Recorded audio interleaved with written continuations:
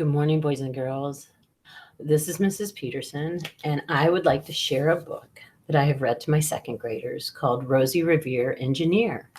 This is written by Andrea Beaty and illustrated by David Roberts. Andrea Beaty has also written Ida Twist, Scientist, and Iggy Peck, Architect. I'm going to read it to you right now. Do any of you know what an engineer is?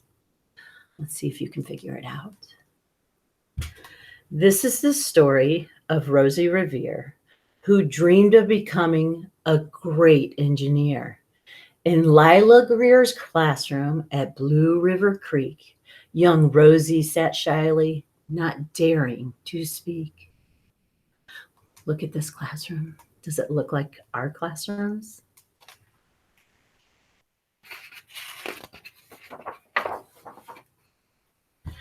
But when no one saw her, she peeked in the trash for treasures to add to her engineer's stash.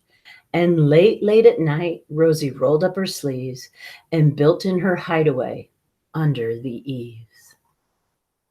Look at all that stuff that she's finding. Alone in her attic, the moon high above, dear Rosie made gadgets and gizmos she loved. And when she grew sleepy, she hid her machines far under the bed where they'd never be seen. Look at all those gadgets she's building. Aren't they amazing?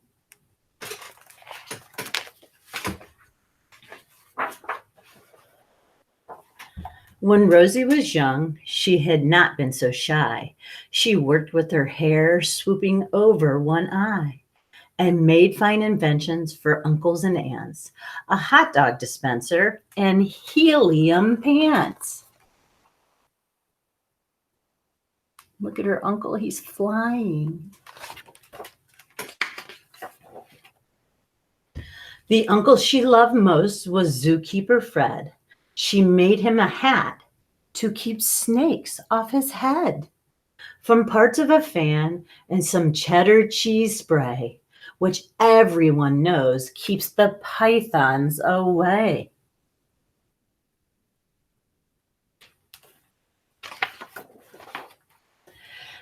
And when it was finished, young Rosie was proud, but Fred slapped his knee and he chuckled out loud.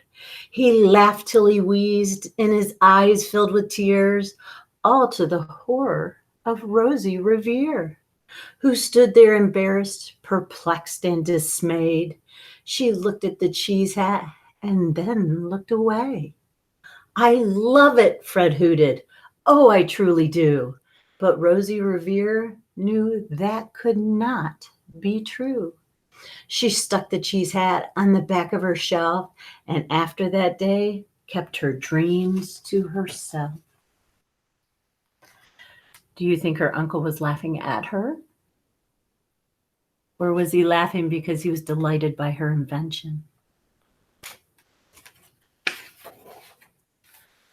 And that's how it went until one autumn day, her oldest relation showed up for a stay. Her great Aunt Rose was a true dynamo who'd worked building airplanes a long time ago. She told Rosie tales of the things she had done and goals she had checked off her list one by one. She gave a sad smile as she looked to the sky. The only thrill left on my list is to fly. But time never lingers as long as it seems. I'll chalk that one up to an old lady's dreams. And there was her great aunt working on airplanes way back in the 1930s, 40s. Long time ago. That night, as Rosie lay wide-eyed in her bed, a daring idea crept into her head. Could she build a gizmo to help her aunt fly? She looked at the cheese hat and said, no, not I. But questions are tricky and some hold on tight. And this one kept Rosie awake through the night. So when dawn approached and red streaks lit the sky, young Rosie knew just how to make her ant fly.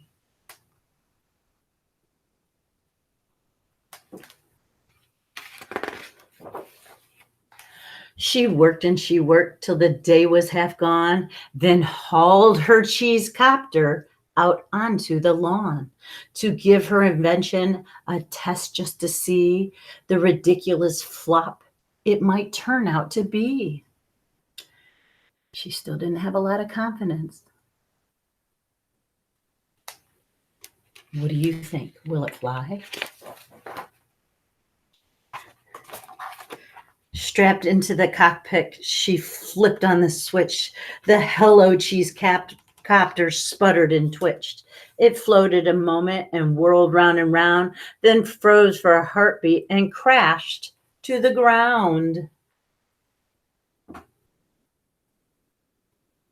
It flew. It actually flew.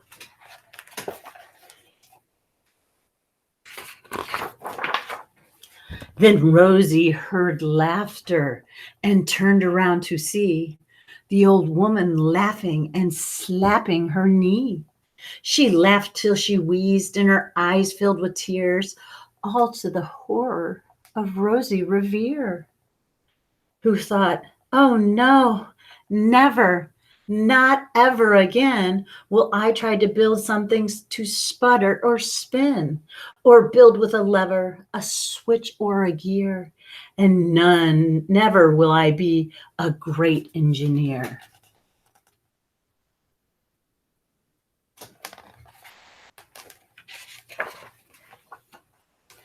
She turned round to leave, but then great Aunt Rose grabbed hold of young Rosie and pulled her in close and hugged her and kissed her and started to cry. You did it! Hooray! It's the perfect first try. This great flop is over. It's time for the next. Young Rosie was baffled, embarrassed, perplexed. I failed, said dear Rosie. It's just made of trash. Didn't you see it? The cheese copter crashed. Yes, said her great aunt. It crashed, that is true. But before it did just what it needed to do. Before it crashed, Rosie, before that, it flew. It did what it was supposed to do. It did. Your brilliant first flop was a raging success. Come on, let's get busy and on to the next. She handed a notebook to Rosie Revere, who smiled at her aunt as it all became clear. Life might have its failures, but this was not it. The only true failure can come if you quit. Try again. Look at all those airplanes she designed. And they were designs of other engineers that actually built like a hot air balloon and this big plane right here.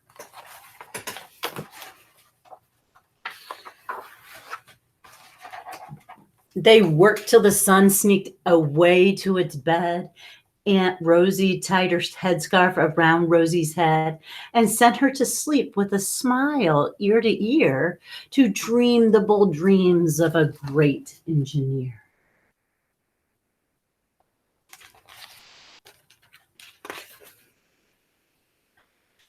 At Blue River Creek, all the kids in grade 2 build gizmos and gadgets and doohickeys too. With each perfect failure, they all stand and cheer, but none quite as proudly as Rosie Revere.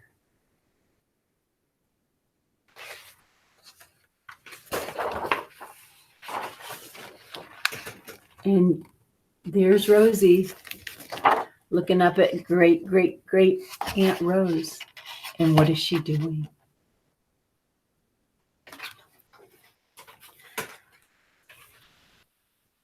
The moral of this story, boys and girls, I think you know what it is.